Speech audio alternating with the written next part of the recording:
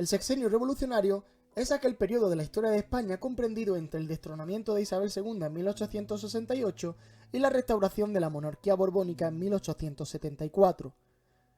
La gloriosa de septiembre de 1868 abrió un periodo de reforma social y política en España que iba mucho más allá del simple cambio de gobierno.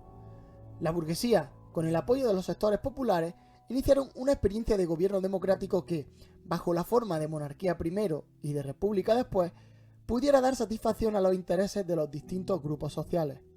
Ahora bien, las dificultades de este periodo fueron extraordinarias, y en 1874, de nuevo un golpe militar, ponía fin a esta experiencia democrática, abriendo así el camino al retorno de los Borbones, esta vez en la figura del hijo de Isabel II, el futuro Alfonso XII. La Revolución de 1868, la gloriosa. Causas de la Revolución.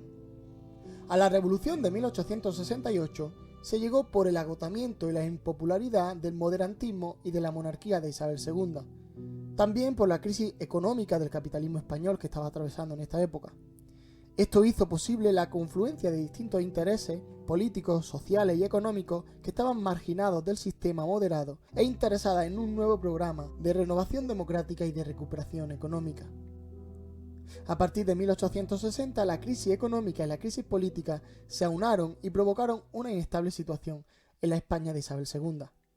La crisis económica vino motivada por la confluencia de varios factores. Primero, la crisis financiera, originada por la evidencia de que las inversiones ferroviarias en el ferrocarril no eran rentables. Los rendimientos eran por tanto muy escasos. En consecuencia, el valor de las acciones ferroviarias en la bolsa cayó estrepitosamente. Crisis industrial, especialmente en Cataluña. La guerra de secesión de los Estados Unidos había interrumpido sus exportaciones de algodón y los precios de este producto sufrieron un alza espectacular. Muchas pequeñas industrias del sector algodonero no pudieron afrontarlo y tuvieron que cerrar. El paro aumentó y el nivel de vida de las clases trabajadoras descendió aún más. Crisis de subsistencia. Desde 1866 y provocada esencialmente por una serie de malas cosechas que dieron como resultado una carestía de trigo, alimento básico de la población. En Madrid, por ejemplo, entre 1866 y 68, el precio del trigo subió un 100%. En cuanto a la crisis política, hacia 1868, una gran parte de la población tenía motivos para alzarse contra el sistema isabelino. Los grandes negociantes, ligados a los capitales extranjeros, reclamaban a un gobierno que tomase medidas para salvar sus inversiones en la bolsa. Los industriales reclamaban medidas proteccionistas.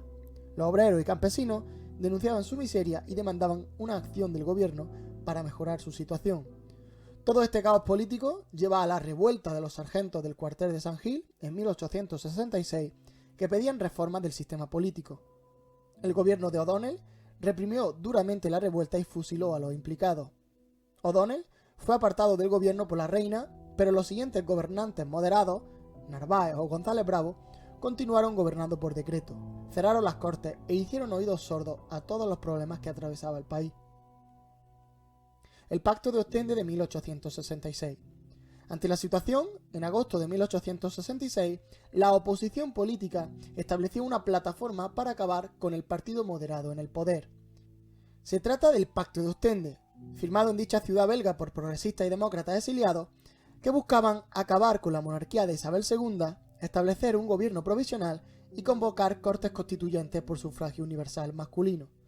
Los demócratas conseguían imponer su principio más preciado, el sufragio universal masculino, aunque cedían en la decisión de la forma de gobierno, monarquía o república, a una posterior decisión de las Cortes.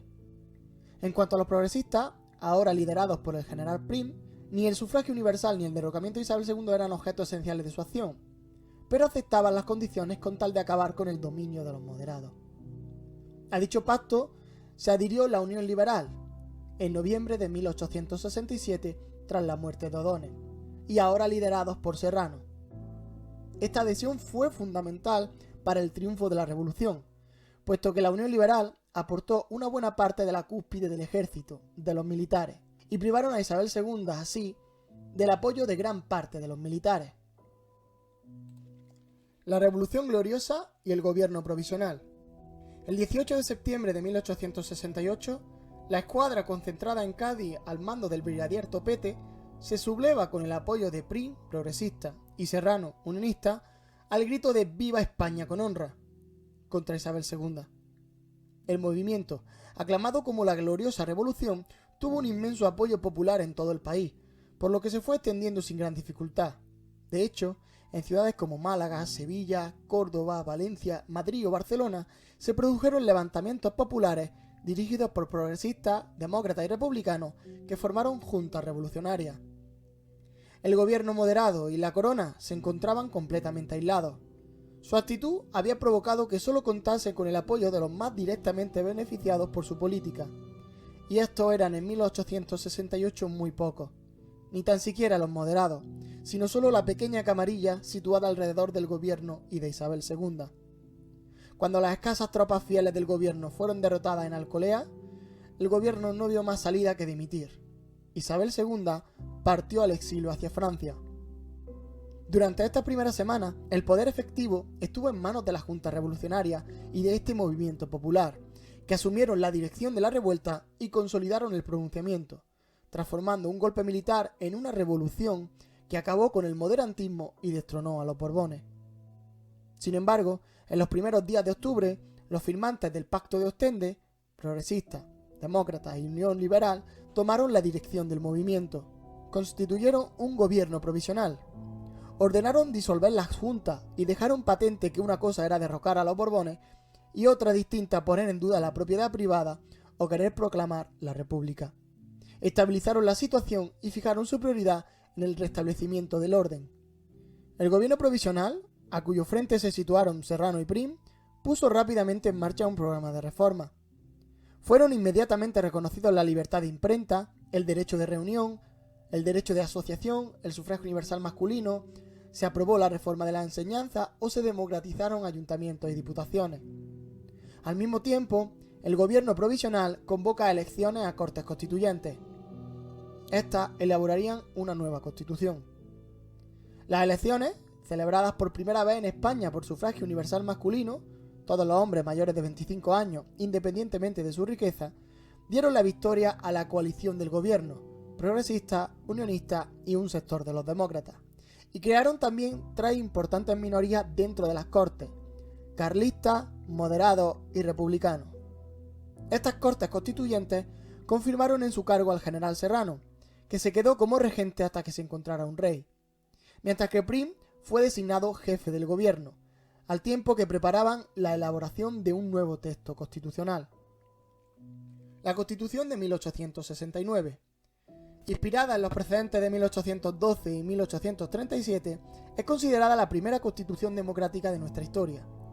Entre sus características esenciales destacan una amplia declaración de derechos, algunos hasta entonces no reconocidos como la inviolabilidad de la correspondencia, la libertad de trabajo para los extranjeros o la libertad de enseñanza, el reconocimiento de la soberanía nacional, de la que emanan tanto la legitimidad de la monarquía como la división de poderes y la descentralización política y administrativa, se establecen unas Cortes compuestas por Congreso y Senado, elegidas por sufragio universal masculino. Se estableció una monarquía parlamentaria, en la que las leyes las hacían las Cortes y el monarca no tenía derecho a veto. El poder judicial residía en los tribunales de justicia, creados por oposición y no por nombramiento a dedo. La cuestión religiosa recibió un tratamiento avanzado, al reconocerse el derecho a la libertad de culto, aunque el Estado debía mantener el culto y clero católico. La Constitución de 1869 y el nuevo sistema político consolidaban los principios liberales y democráticos defendidos por los partidos que impulsaron la Revolución Gloriosa, pero frustraban algunas de las aspiraciones de otros grupos políticos. La forma de gobierno monárquico disgustó a los republicanos. Los campesinos no van a ver mejorado su situación y el mantenimiento del culto católico no era del agrado de los sectores más radicales.